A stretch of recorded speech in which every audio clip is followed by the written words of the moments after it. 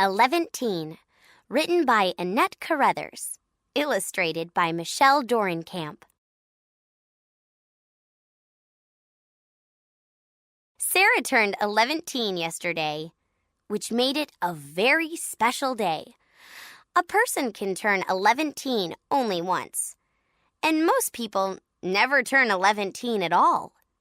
In fact, I'll let you in on a little secret. Sarah is the only person who has ever turned 11. Ever.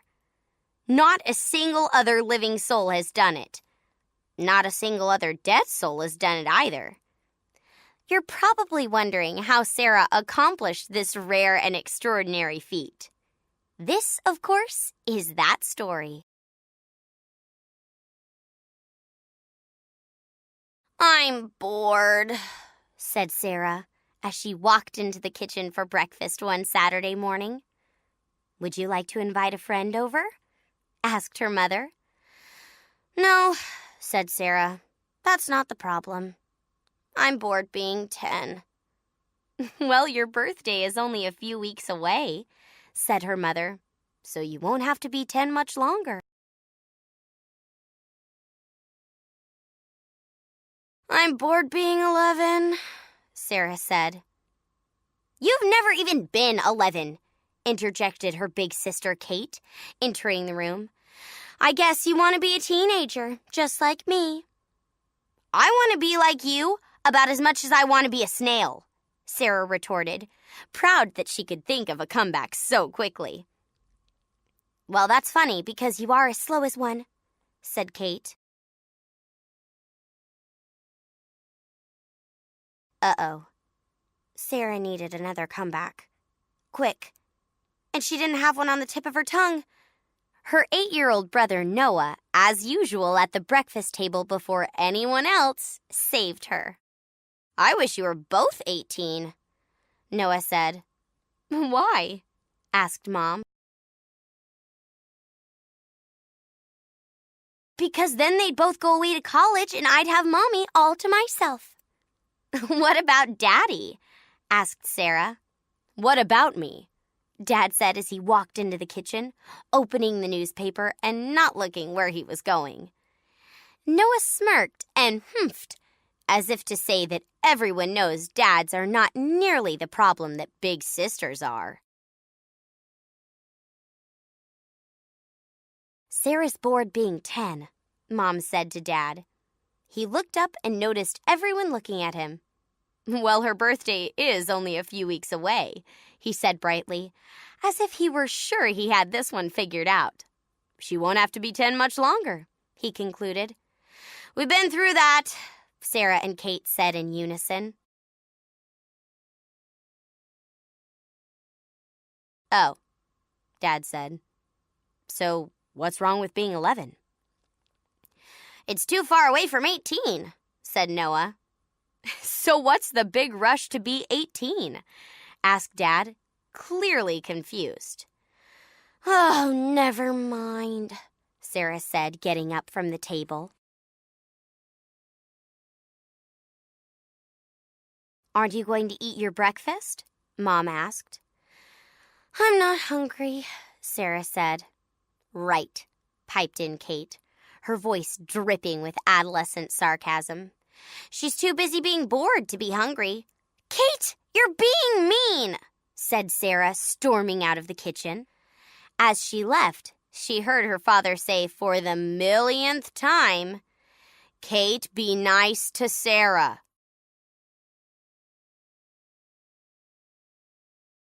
Sarah went to her room. She needed some silence, some time to think. She had to admit that anything that ended with teen sounded better than anything that didn't. 11 isn't bad, really. At least it has more than one syllable. But then Sarah realized she'd have to spend a whole year being 12. And 12 sounded just awful. Nothing very exciting could happen to someone called 12, she supposed. She needed to be a teenager. But that was too far away even to think about. It was a dilemma. No doubt about that. Whenever Sarah had a dilemma, her father would tell her to weigh the facts. She was never sure whether he was kidding or thought dilemmas really could be solved by putting facts on some kind of scale. Anyway, she'd never weighed the facts. But then she'd never solved any dilemmas either. Maybe there was something to Dad's advice. Sarah took out her drawing pad and 2 colored pencils.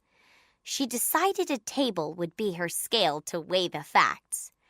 The first column was labeled Being a Teenager and was in lavender because it would be wonderful to be a teenager. The second column was labeled Being 11 and was in royal blue because the color was full of possibilities. The whole rest of the page was blank. Sarah started thinking about teenagers and 11-year-olds so she could decide what to write. She wanted to list all the good things about being a teenager and all the good things about being 11. She could then compare the good things about each age and see which was better. The first thing she put in the teenager column was, "Can go to mall by myself." That was a good one because Sarah most definitely could not go to the mall by herself. She kept making entries, and finally, the table looked like this. Sarah started to think about what she'd put in the Being 11 column. Now that she was turning 11, she would have more responsibility for herself and others. She and Alika, her best friend, would be able to jog down to the park to play soccer. They could go anytime they wanted, as long as it was before dark and they told their parents where they were going. Sarah was a good athlete, one of the fastest kids in class, and great at the standing long jump. The park was more fun than the mall. But she had been dying to go to the mall by herself. It was definitely exciting to be able to go to the mall without your parents or your big sister. The few times that Kate had taken Sarah to the mall, she had made Sarah feel as though she was even younger than 10. Sarah had big dreams about walking into stores as a cool teenager. She would choose how long she stayed at each store, which store to go to next, or to stay another 10 minutes just looking at the kittens.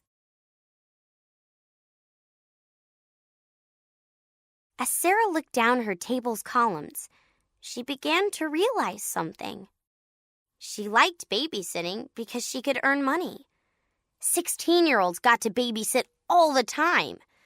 When Sarah turned 11, her parents said she could babysit Noah, and they would pay her.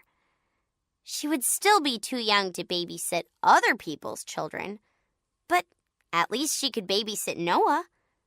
Sarah thought that in that way, she would be close to being 16. At 11, she could babysit Noah and earn money and buy the things she wanted, like blue nail polish. In fact, that was another way she would be like a 16-year-old. She could use her own money and buy things she wanted. It wasn't like an allowance, with her parents still saying yes or no to what she bought. She would earn the money so the decisions about what she could spend it on would be hers, just like a 16-year-old.